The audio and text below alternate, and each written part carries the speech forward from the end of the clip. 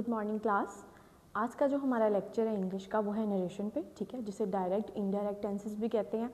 आपके सिलेबस में ये जो आती हैं टेंसेस, ये आते हैं 5 मार्क्स के, ठीक है। आपको 5 टेंसेस मिलते हैं।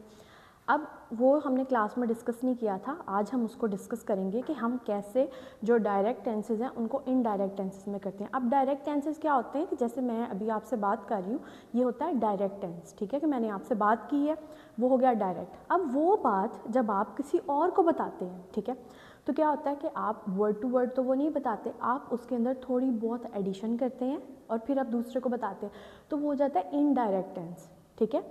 तो नरेशन में बेटा ये थोड़ा सा डिफ़िकल्ट होता ज़रूर है, क्योंकि हमें भूल जाता है कि हमने इनडायरेक्ट करते हुए क्या यूज़ करना है, ठीक है। तो मैंने उसको जहाँ तक हो सका इजी करने की कोशिश की है, ताकि आपको ये चीज़ याद हो और पेपर में जो है ना आपके मार्क्स इससे ना डिडक्ट हो। अच्छा, अब देखें, सबसे पहले मैंने यहाँ पे रूल्स लिख दिए हैं बेटा, ये रूल्स आप लोग रटा लगा लो, ठीक है। आपको वैसे याद होते हैं तो गुड इनफ, अगर आपको नहीं याद होते इसको आपने रटा लगा लेना कि आपके सामने जब टेंस आए आप उसको फ़ौरन जो है ना चेंज कर सकें, ठीक है।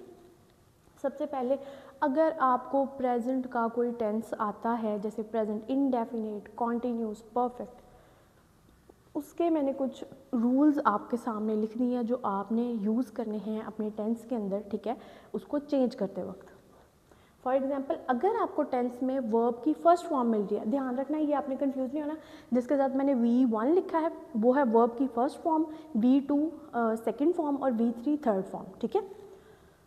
अगर आपके जुमले में वर्ब की फर्स्ट फॉर्म आती है बेटा, तो आपने क्या करना है, उसको इनडायरेक्ट करते हुए वर्ब की सेकेंड फॉर्म उसमें ले आनी, ठीक हो गया। अगर आपके जो सेंटेंस है उसके अंदर डू और डज यूज़ हो रहा है, तो आपने उसको चेंज करते हुए उसके साथ डिड लगा देना। इज एम आर अगर आपको एक सेंटेंस में मिल रहे हैं जो कि प्रेजेंट कॉन्टीन्यूस में आते हैं, ठीक है, आपने उसको चेंज करना है और आपने लगा देना है वॉज और वर। ये जो हमारा प्रेजेंट का जो टेंस होगा हमने उसे पास्ट में चेंज करते जाना है, ठीक है। तो हम इज एम आर को वॉज वर में चेंज कर देंगे। उसके बाद हैज़ और हैव जब आपको नज़र आएगा टेंस में, आपने उसको हैड में चेंज कर देना है। ये सिर्फ प्रेजेंट का अभी मैं रूल बता रही हूँ कि जब आपको प्रेजेंट के टेंसेज आएंगे बेटा, तो आपने उसको इस तरह से चेंज करना है, आपने शिफ्ट कर देना है स्पेसिफिक चीज़ों को, ठीक है।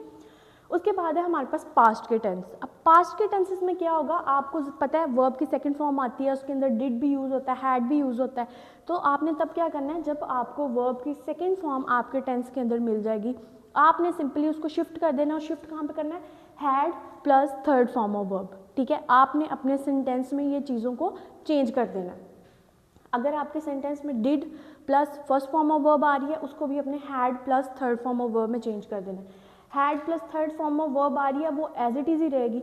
जब आपको वॉज और वर आएगा जुमले में, तो बेटा आपने उसको हैड बीन में चेंज कर देना, ठीक है। ये सिंपल इसके रूल्स हैं, आपने इनको एज इट इज़ याद करना है और आपने टेंसेज में भी इन्हीं को यूज़ करना है, ठीक है। ये हो गया पास्ट और प्रेजेंट का। अब आ गया फ्यूचर का। फ्यूचर में बेटा जब विल और शैल आएगा, तो आपने उसको किसके साथ शिफ्ट करना है, आपने उसको वुड और शुड के साथ शिफ्ट करना है। समझ आ रही है। कैन आएगा, ठीक है, कैन आएगा कुड में चेंज कर देंगे, मे आएगा माइट में चेंज कर देंगे। ये सिंपली वर्ड्स हैं बेटा जो आपने यूज़ करने हैं, ठीक है, ये आपने याद कर लेने हैं। इससे बहुत ईजी रहेगा आपका एक डायरेक्ट स्पीच को इनडायरेक्ट करना, ठीक है। उसके अलावा मैंने यहाँ पे कुछ वर्ड सेपरेट से लिख दिए हैं कि अगर ये वर्ड्स आते हैं, जैसे किसी जुमले के एंड पे नाउ लिखा आता है, तब आपने क्या करना है, आप वहाँ पे देन लगा देंगे। टुडे आएगा तो आप लिख देंगे डैट डे। शैल आएगा शुड। टुमारो क्या आएगा, the day after. Yesterday the day before. Ago को क्या करेंगे, बिफोर। और थस में सो। ये वाली चेंजिंग आपने करनी है, तभी आपकी जो एक स्पीच है, जो आपका एक सेंटेंस है जो डायरेक्ट में है, ठीक है, जो डायरेक्ट टेंस है वो इनडायरेक्ट टेंस बनेगा। ये थे इसके रूल्स, आपने इसके अकॉर्डिंग ही काम करना है, ठीक है। उसके अलावा जो बेटा हमारे पास यूनिवर्सल ट्रूथ आते हैं, ठीक है, वो चीज़ें जो बदल नहीं सकती, जैसे honesty is the best policy, universal truth है। जैसे सूरज ज़मीन सूरज के गिर्द चक्कर लगाती है, या इस तरह के जो सेंटेंसेस होंगे वो होते हैं यूनिवर्सल ट्रूथ। आप उसको चेंज नहीं कर सकते, ठीक है, वो ऐसे ही रहेंगे। अब हम एग्जाम्पल्स पे देखते हैं। तो सबसे पहली बात जैसे है आई लाइक आइसक्रीम, एक सेंटेंस है, ये हमारे पास डायरेक्ट स्पीच है कि यहाँ पर डायरेक्ट बात की गई है, सिंपली बात की गई है जी मुझे आइसक्रीम पसंद है। अब जब हम इसको इनडायरेक्ट में चेंज करेंगे बेटा, तो वहाँ पे क्या होगा कि आगे आपकी बात कोई और बंदा बता रहा है, ठीक है, जैसे मैं कहती हूँ मुझे आइसक्रीम पसंद है, अब मेरी ये बात मेरा कोई कोलीग या मेरा कोई दोस्त आगे कर रहा है तो वो कहेगा वो उसको आइसक्रीम पसंद है, वो कह रही थी उसको आइसक्रीम पसंद है, ठीक है। इस तरह जो होता है ना डायरेक्ट से इनडायरेक्ट बनता है, मतलब आप बात नहीं करते, कोई और बंदा बात करता है और वो अपने हिसाब से उसमें वर्ड्स को ऐड करता है, ठीक है। तो I like ice cream direct speech होगी हमारे पास, उसका हम इनडायरेक्ट कैसे करेंगे, he said he liked ice cream. अब देखो मेरी बात सुनो, यहाँ पे हमारे पास वर्ब की फर्स्ट फॉर्म आई थी आई लाइक, वर्ब हमारे पास लाइक है, अब हमने उसको क्या कर दिया जी सेकंड फॉर्म में कर दिया, प्रेजेंट का जुमला था ये आई, अब वो वहाँ पे आ गया ही सेड ही लाइक्ड आइसक्रीम, आए से प्रोनाउन हमारे पास हमारा जो है ही पे चेंज हो गया। अब यहाँ पे प्रोनाउन शिफ्ट होंगे क्योंकि आपने एक बात कर दी है, अब वो बात सेकंड पर्सन थर्ड पर्सन को बता रहे हैं तो उस हिसाब से वर्ड्स में चेंजिंग आती जाएगी और प्रोनाउन में भी चेंजिंग आएगी, आई की जगह ही और शी सेंटेंस के अकॉर्डिंग लगेगा। उसके बाद सिंपली आपके पास कोई जुमला आता है आई एम लिविंग इन पेरिस, ठीक है, एक स्टेटमेंट आती है आपके पास, अब उसको आप चेंज करेंगे he said he was living in Paris, I am, am हमने यहाँ से देखा था बेटा इज एम आर, जब आएगा हमने वॉज और वर उसकी जगह लगा देना है, तो यहाँ पे हम क्या करें I am living in Paris, he said he was living in Paris, am की जगह हमने वॉज को लगा दिया, हमने इस तरह अपने जो वर्ड्स हैं उनको शिफ्ट करते जाना है। उसके बाद ये जो 2-3 जुमले हैं ये मैंने आपके पास्ट पेपर से भी उठाए हैं ताकि आपको पता चल जाए कि वहाँ पे भी हमने कैसे सेंटेंसेस को टैकल करना है। अब देखें तीसरा हमारे पास जुमला है द टीचर सेड, आगे कॉमा, आगे कोटेशन मार्क में हमारे पास स्टेटमेंट आती है honesty is the best policy.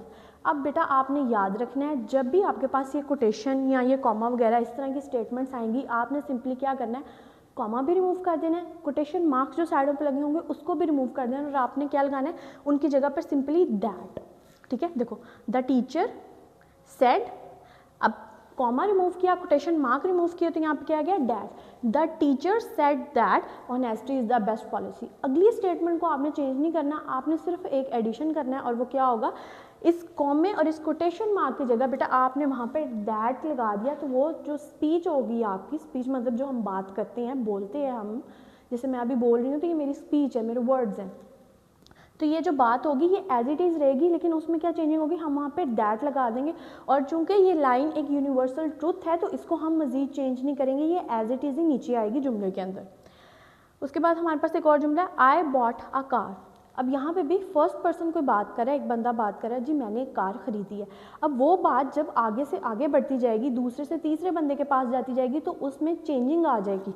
अब वहाँ पे चेंजिंग क्या आएगी, अब आई शिफ्ट हो जाएगा ही पे, अब आएगा ही said he bought a car, ठीक है। जैसे मैंने आपको पहले बताया था एक वो एग्जाम्पल आपको मैंने पहले बताई थी, जैसे मैं कहती हूँ कि मुझे आइसक्रीम पसंद है, ठीक है, तो वहाँ पे जब मेरा कोई दोस्त या कोई आगे रिश्तेदार वो बात करके वो कहेंगे उसको आइसक्रीम पसंद है, उसने कहा था, मतलब हम इस तरह करके इनडायरेक्ट वे में बात करते हैं। तो यहाँ पे क्या होगा, वो कह रहा है आई बॉट अ कार, हमने उसको इनडायरेक्ट किया, ही said he bought a car, उसने कार खरीदी है।